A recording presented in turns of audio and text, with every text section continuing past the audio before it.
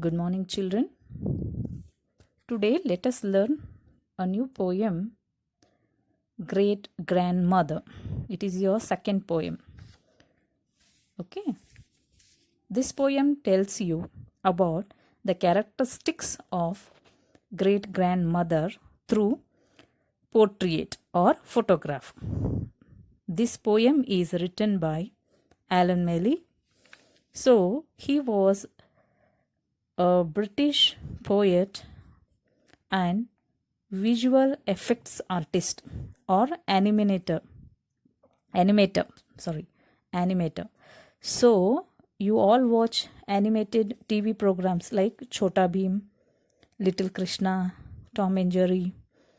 Okay, these all programs are programmed by visual effects artist. So Alan Melly was also a poet as well as he was visual effects artist. He was born in England and died in California. Let's move on to the poem, Great Grandmother. Through photograph, one can identify the facial expressions that what kind of person was great grandmother. So, great grandmother means she is the mother of your grandmother. So here the poet explains in each line about his great grandmother. So children, you have seen, I think, your great grandmothers, few of you. Okay, so grandparents are different, great grandparents are different. Grandparents are your parents' parents. Great grandparents are your grandparents' parents. Okay, so great grandparents are your great grandparents. Okay, you just see in this picture, I'm showing you. So now I'll just recite the poem. You just listen to the poem, children. Poem 2, Great Grandmother. She looks out at me from the yellowing photograph, misted over by time. It is a frank and serious look. Her eyes are stern, but they can laugh too. Her hair is pulled back tightly in a bun, and on her black dress she wears no jewelry. I never knew her, yet I recognize myself in her. 3 generations later, may my great grandchildren feel as close to me as I now do to her.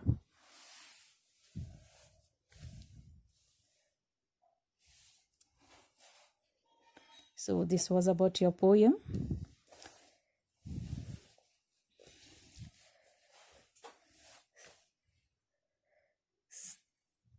See this picture, children, in this poem.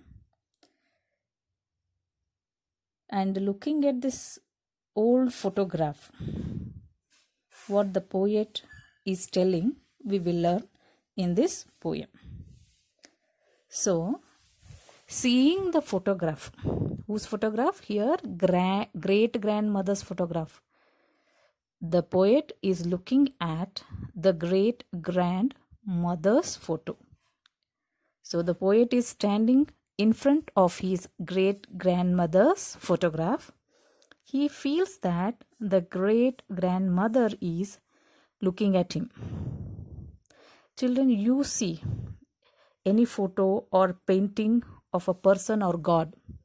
When you look at that photo, you will feel that the person in the photo or in a picture or a painting is also looking at you. So here the poet is also feeling that his great grandmother is looking at him from the yellowing photograph. Yellowing means discolored, or it denotes old photograph. You see any old papers, old photographs, or old white shirt. As they all get older, they will look dull, or they turn yellow after a long period. She looks out at me from yellowing photograph, misted over by time. Misted means dimmed or dull. The photograph of the great grandmother has become misted or dull over the time. So the photograph is old and dimmed. It is a frank and serious look. So frank and serious look means her eyes are willing to tell something.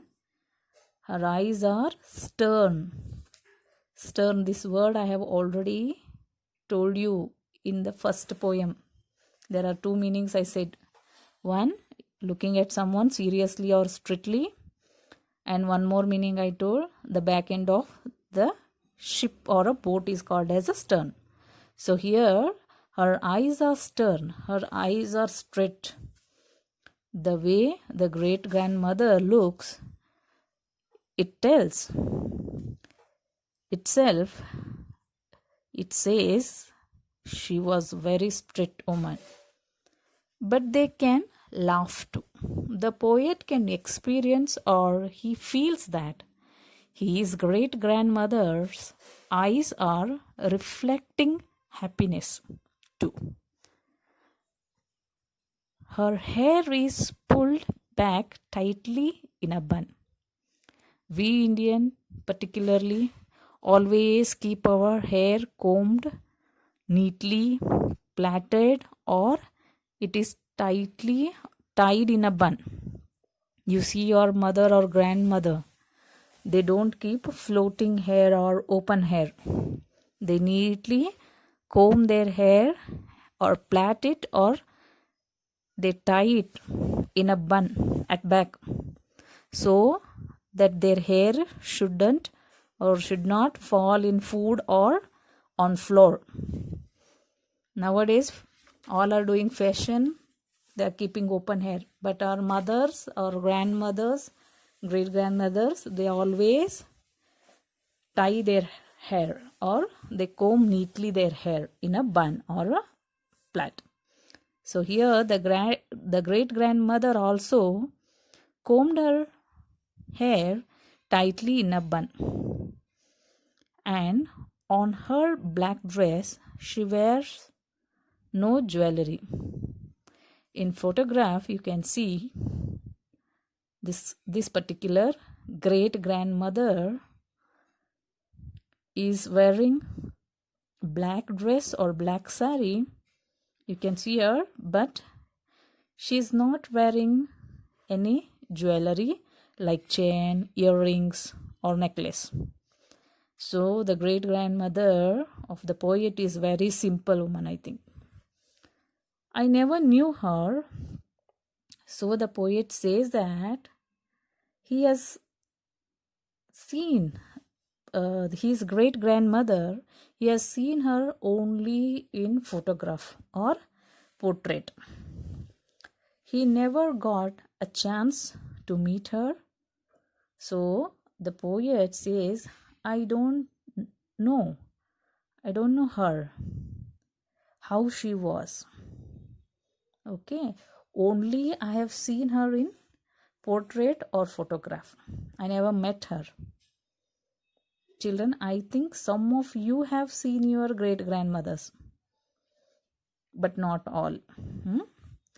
Yet the poet says that I never met her, I have never seen her, but yet I recognize myself in her. So recognize means understand or identify or find.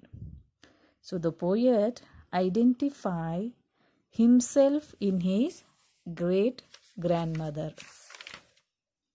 He sees many similarities or similar aspects between both of them.